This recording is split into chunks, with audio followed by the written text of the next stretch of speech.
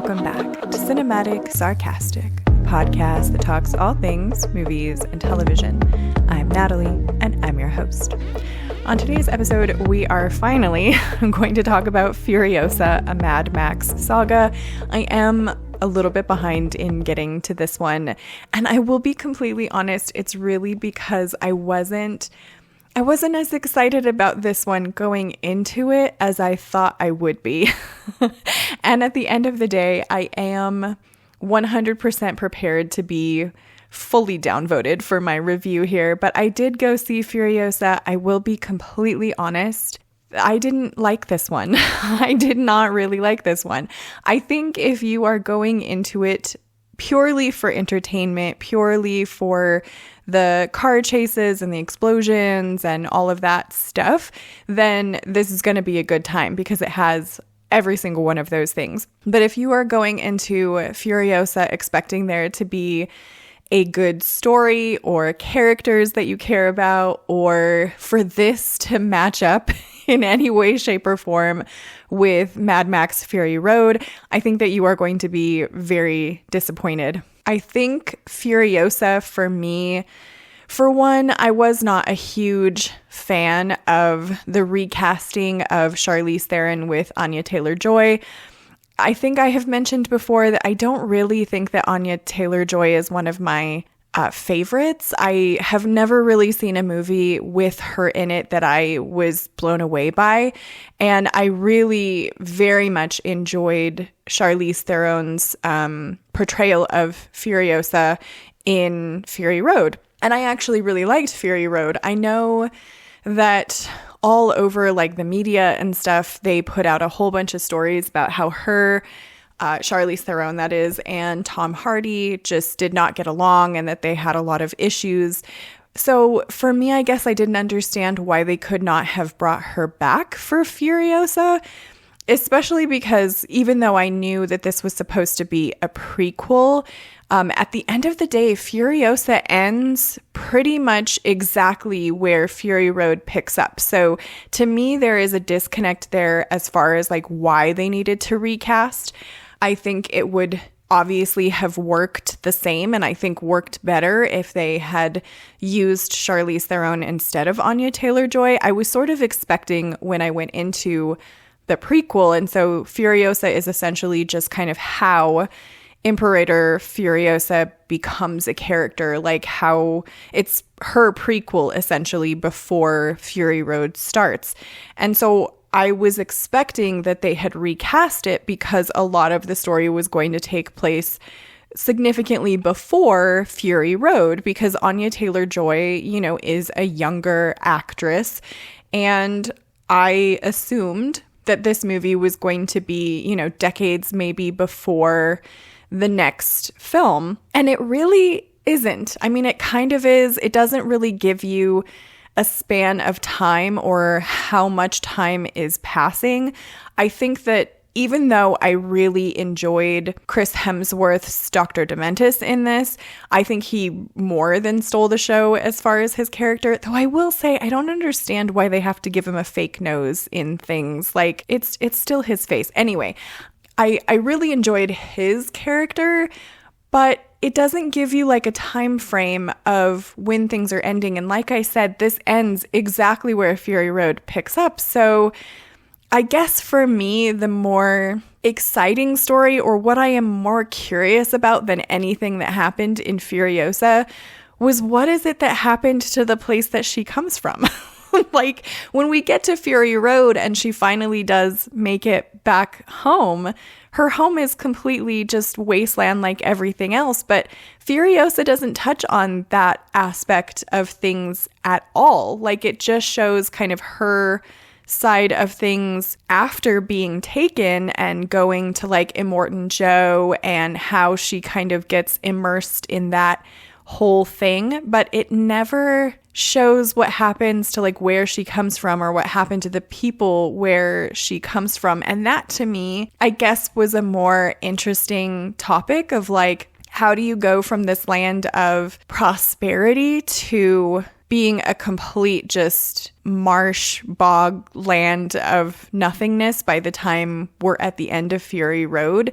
because there isn't a gap now between the two films, it makes even less sense to me that the place that she came from, like somewhere between her being a kid and her essentially being Charlize Theron, her land completely goes to dust, and you don't see any of that. Like, this still takes place really with a lot of the same characters that end up in Fury Road. And I guess for me, I would have liked to have seen more so like where she came from, why that place was prosperous, how it came apart. I guess it cleared up some things in terms of why she doesn't quite make it there as quickly as she thinks she will, you know, what the significance of her losing her arm was. But then for them to end it exactly where Fury Road picks up, I feel like just kind of washes a lot of that away. She clearly always knew where she was from and how to get back there. So then why does it take her so long? There were multiple times in Furiosa that she could have run, and if she always knew where she was going, could have probably made it there. There were multiple times that she could have taken a bike or a car or something of that nature. There is a teeny little smidgen of a love story in Furiosa that doesn't get fleshed out really at all. I feel like I would have enjoyed maybe that aspect of it more if they had leaned into that a little bit more. I don't know. I mean, I feel like the story for Furiosa was just really lacking. And then you couple that with mostly just terrible CGI. Like, I really think that Furiosa could have done well having it more be like practical effects, or if they had leaned more into practical effects the way that a lot of the previous Mad Max movies have done, maybe I wouldn't have disliked this one so much, because there is also, at least for me, a pacing issue with Furiosa. It gets old real quick. At least for me it did.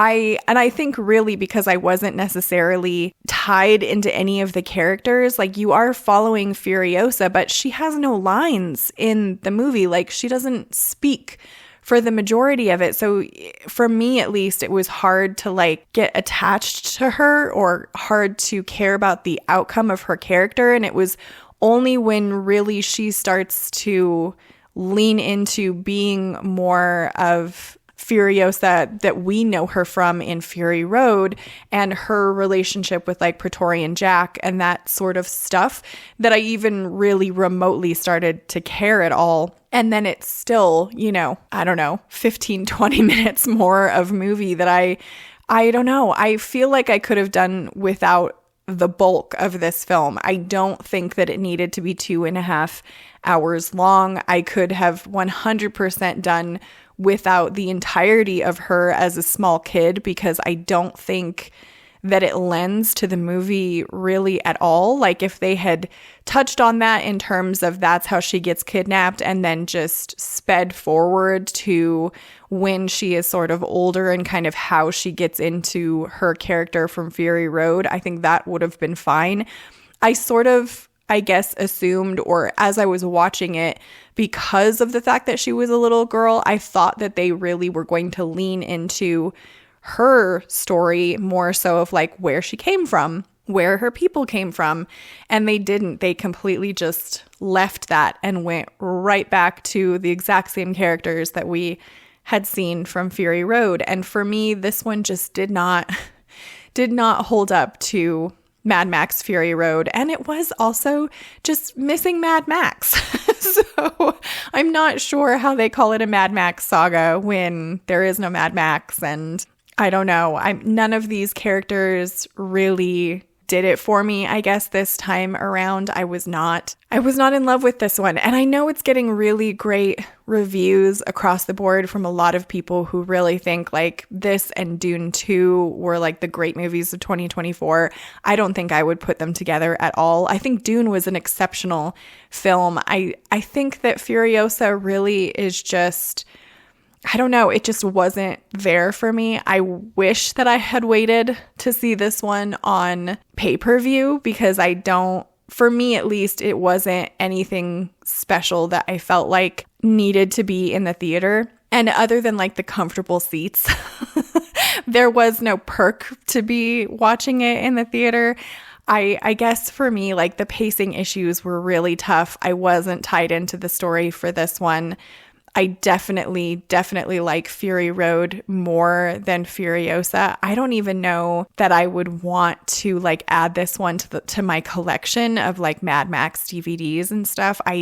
This one just didn't really hit the mark for me. And I know I am probably the only one that just was not a huge fan of Furiosa, but those are really my thoughts on this one. I would love to know what you guys thought of Furiosa. If you have gone to see this one already, subscribe to join the Movie Nerd family, and I hope to see you in the next episode.